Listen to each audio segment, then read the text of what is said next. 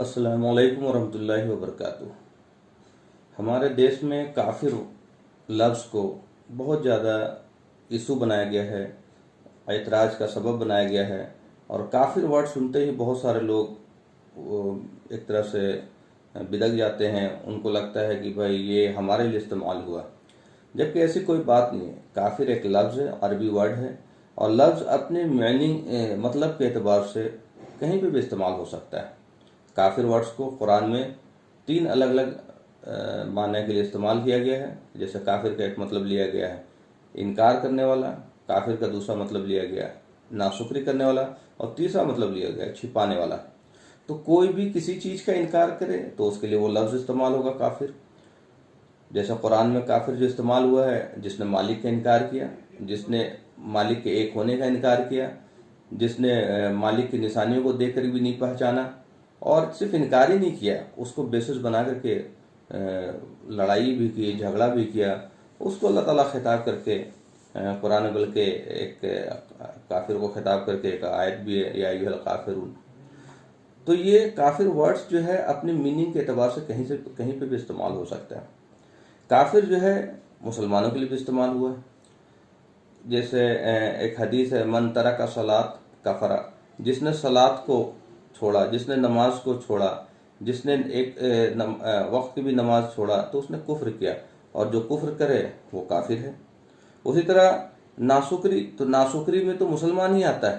اگر آپ کو ایمان ہے نعمت دی گئی ہے، دین کی نعمت دی گئی ہے، قرآن کی نعمت دی گئی ہے، اور پھر آپ اللہ کی عبادت نہیں کرتے، بندگی نہیں کرتے، اللہ کی شکر گزاری نہیں کرتے، تو ناشکر بندے ہیں۔ تو ناشکری جو کرے اس کو بھی اللہ تعالیٰ کافر کہتے ہیں۔ تیسرا کہتے ہیں چھپانے والے کو۔ تو چھپاتا کون ہے؟ جس کے پاس ہوتا ہے۔ تو اللہ تعالیٰ نے آپ کو نعمت دی ہے، اللہ تعالیٰ نے اپنے قرآن جو ہے اللہ کی خاص نعمت ہے، خاص علم ہے، جس سے انسان کو ہدایت ملتی ہے، جس سے انسان اپنی زندگی کے مقصد کو پہچانتا ہے، جس سے انسان اپنے رب کو پہچانتا ہے، جس سے انسان کو یہ ساری معلومات دی جاتی ہے کہ بھائی اس زندگی میں کیسے آپ کو زندگی گزارنا ہے، کیا غلط ہے، کیا صحیح ہے، کیا حرام ہے، کیا حلال ہے، کیا چیز آپ کو کرنا ہے، کیا نہیں کرنا ہے، کیسے بندگی اختیار کرنا ہے۔ تو یہ بہت بڑی نعمت ہے۔ تو اس نعمت کو چھپانے والا، اس نعمت کو دوسرے انسانوں سے چھپانے والا، وہ بھی کافر ہے۔ پھر قرآن میں آتا ہے وَمَن لَّمْ يَحْكُم بِمَا أَنزَلَ اللَّهُ أُولَٰئِكَ هُمُ الْكَافِرُونَ۔ جو لوگ اللہ کی نازل کی ہوئی حکموں سے، کتاب کے جو قانون ہے اس سے فیصلہ نہیں کرتے، یہی تو ہے وہ کافر ہے۔ تو یہ قرآن میں جو کافر ورڈ ہے وہ الگ الگ ویریڈ جگہ پہ الگ الگ کنٹیکسٹ میں یوز ہوئے ہیں، اور وہ اپنے مطلب کے حساب سے یوز ہو رہا ہے۔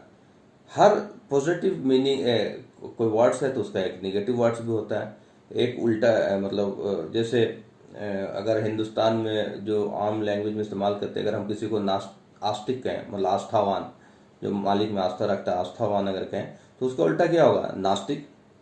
تو ناستک بولنے سے کسی کو چڑھنا نہیں چاہیے اگر سچ میں وہ ناستک ہے تو۔ اگر کوئی دھرم پہ چلتا ہے تو اسے دھارمک بولتے ہیں، دھرم پہ نہیں چلتا تو ادھرمی بولے۔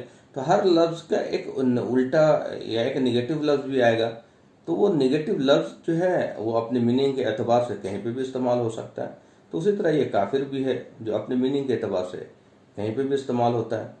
تو یہ بیسیکلی کسی کو چڑھانے کے لیے، یا ان کو لگتا ہے کہ ہمارے لیے استعمال ہوا، یہ ان کے لیے استعمال نہیں ہوا۔ جب قرآن نازل ہو رہا تھا تو وہاں پہ 3 لوگ تھے، ایک جن کو مشرکین کہتے ہیں، اور ایک کرسچن بھی تھے، اور وہاں پہ جیوز بھی تھے۔ اور اس میں سے جن لوگوں نے بھی انکار کیا ان سب کو کافر کہا گیا۔ تو انکار جو کرے گا تو اس کے لیے وہ ٹرم یوز ہوگا، تو کوئی تو ٹرمز تو یوز ہوگا نا، چاہے وہ انگلش ہے، اگر جیسے کوئی ماننے والا تو بلیور کہتے ہیں، تو نام ماننے والے کو نان بلیور کہتے ہیں، ہے نا۔ تو ایک ٹرمز تو ہوگا، تو وہ ٹرمز یا وہ لفظ کا استعمال جو ہے وہ اپنی میننگ کے حساب سے ہوگا۔ جیسے مسلمان کو کہا گیا ہے کہ وہ کافر ہوگا طاغوت کا، مطلب برے کاموں کا، وہ طاغوت ہوگا شیطان کا، شیطان کے دعوت یا شیطان کے برائی کی طرف بلانے کا انکار کرے گا وہ، تو مسلمان کو کہا گیا کہ وہ طاغوت کا کافر ہوگا اور اللہ کا مومن ہوگا۔